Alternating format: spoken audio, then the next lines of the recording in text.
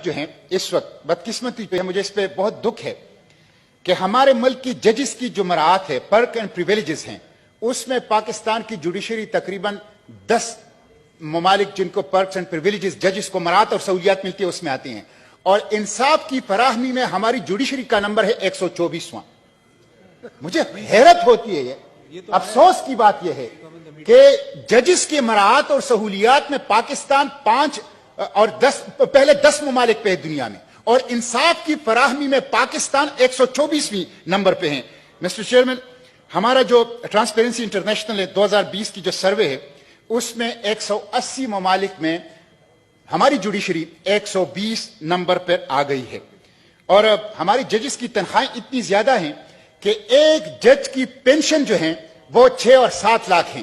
اور مجھے national bank کے ایک بندے نے بتایا کہ جس دن کسی جج کی پینشن کی ادائیگی ہوتی ہے تو ہم باقی پینشن سے کہتے ہیں کہ آج چلے جائیں، آج باقیوں کو ادائیگی نہیں ہو سکتی. اتنی بڑی تعداد میں تو پینشن لیتے ہیں لیکن انصاف کہاں ہے؟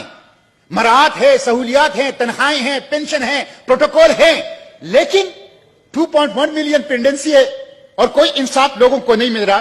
اور سپریم کورٹ کا اور اعلیٰ عدالتوں کا دروازہ وہ سونے کی چابی سے کھلتا ہے. جس کے پاس سونے کی چابی نہیں ہے اس کو عدالت تک رسائی ممکن نہیں ہے. انصاف خاص طبقے تک محدود ہے. غریب عوام پاکستان کی عدالتوں سے، انصاف سے وہ محروم ہے. مسٹر چیئرمین، جج صاحبان کہتے ہیں کہ کوئی سیکرٹ کاؤ نہیں ہے، کوئی سیکرٹ کاؤ نہیں، کوئی مقدس گائے نہیں ہے. لیکن میں جج صاحبان سے پوچھتا ہوں، جب یہ پینڈنسی ہے، جب آپ لوگوں کی کارکردگی یہ ہے، تو کیا کنٹمپٹ آف کورٹ کی آڑ میں آپ لوگ سیکرٹ کھاؤ تو نہیں بنے ہوئے؟ کنٹمپٹ آف کورٹ کی آڑ میں، توہین عدالت کی آڑ میں کیا ہمارے اعلیٰ عدلیہ اور ہمارے جسٹس صاحبان وہ خود سیکرٹ کھاؤ تو نہیں بنے؟ اگر ان کا کوئی اکاؤنٹیبلٹی کا نظام ہے، اگر کوئی ان کا خود احتسابی کا نظام ہے، اگر ان کے خود کوئی جائزہ اور پرفارمنس کو گیج کرنے کا نظام ہے، تو پھر 2.1 ملین مقدمات پاکستان کی عدالتوں میں کیوں ہیں؟ اس لیے مسٹر چیئرمین، یہ ایک بہت بڑا ایشو ہے اور مجھے تو حیرت ہے. میں جج صاحبان سے کہتا ہوں، آپ لوگ سیاست میں تو ملوث ہوتے ہو، آئے دن واقعات آتے ہیں، جیسے آج بھی ہمارے سینیٹر تارڑ صاحب نے ایک بات کی.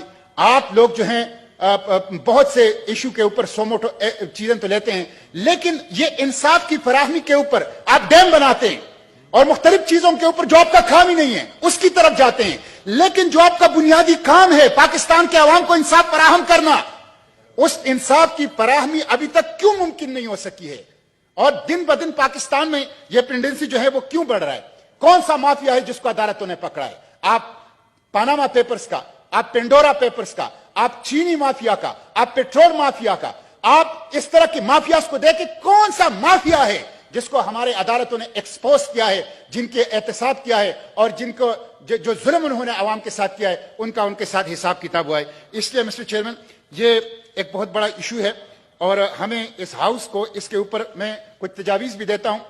جیسے کہ میں ہر چیز، ایک تو یہ ہے کہ یہ جو خالی اسامیاں ہیں اس کو پوری طور پر پر کیا جائے، فوری طور پر پر کیا جائے. 10 منٹ مجھے بولنے کا میرے خیال میں حق ہے اپنے موشن کے اوپر. پلیز آپ بولیں جی، پلیز. ٹھیک ہے، تو میں یہ عرض کر رہا ہوں کہ جو خالی پوسٹ پڑی ہیں ججز کی تقریباً 1048، ایک تو اس کو پر کیا جائے اور ججز کی تعداد بڑھائی جائے. ججز کی تنخواہوں کو آدھا کر کے ان سے آدھے نئے ججز بھرتی کیے جائے. اتنے جو پاکستان کے خزانے کا بات کی ہے غفور حیدری صاحب، سینیٹر صاحب نے، کہ خزانہ کے اندر پیسے نہیں ہیں، جو اتنی بڑی بڑی تنخواہیں لے رہے ہیں تو ان تنخواہوں کو آدھا کر لیں اور اس سے آدھے اتنے مزید جو ہیں ججز جو ہیں وہ بھرتی کیا جائیں. سیکنڈ شفٹ شروع کی جائے. ویڈیو لنک اور ٹیکنالوجی کا استعمال کیا جائے تاکہ اس کے ذریعے سے لوگوں کو انصاف کی فراہمی سے اور لیگل میٹرز کے اوپر ججز کی ٹریننگ کی جائے. اتنے کمزور فیصلے، خود ہمیں اس کا تجربہ ہوتا ہے، مشاہدہ ہوتا ہے کہ لیگل میٹرز کے اوپر ججز کی گرفت نہیں ہے. ان کی ٹریننگ لیگل میٹرز کے اوپر تاکہ بہتر فیصلے آئیں اور کم وقت میں آئیں. اور اسی طرح جو بار کونسل ایکٹ ہے جس میں وکلا پیش نہیں ہوتے، اس کے لیے کوئی تعداد متعین کی جائے تاکہ کیسز جو ہیں وہ پرولونگ نہ ہوں اور انصاف کی فراہمی سے لوگوں کو اس کو محروم نہ رکھا جا سکے. اس لیے مسٹر چیئرمین، لوگ بھوکے رہ سکتے ہیں، لوگ ننگے پاؤں رہ سکتے ہیں، لوگ اپنے دوسرے حقوق کے اوپر بھی کمپرومائز کر سکتے ہیں، لیکن انصاف کے بغیر کوئی نہیں رہ سکتا۔ انصاف نہیں ہوگا تو بدامنی ہوگی، انصاف نہیں ہوگا تو اضطراب ہوگا، انصاف نہیں ہوگا تو طبقاتی تقسیم ہوگی، انصاف نہیں ہوگا تو ایک رولنگ ایلیٹ استحصال کرے گی، ایکسپلائٹیشن کرے گی، استحصالی طبقہ وہ استحصال کرے گا عوام کا۔ اس لیے انصاف کی فراہمی بنیادی چیز ہے، باقی چیزوں کا نمبر اس کے بعد آتا ہے۔ تو اس کے لیے ہمیں کولیکٹیولی کچھ ایفرٹس کرنی چاہیے تاکہ ہم اپنے عوام کو کم از کم انصاف فراہم کر سکیں۔ بہت شکریہ۔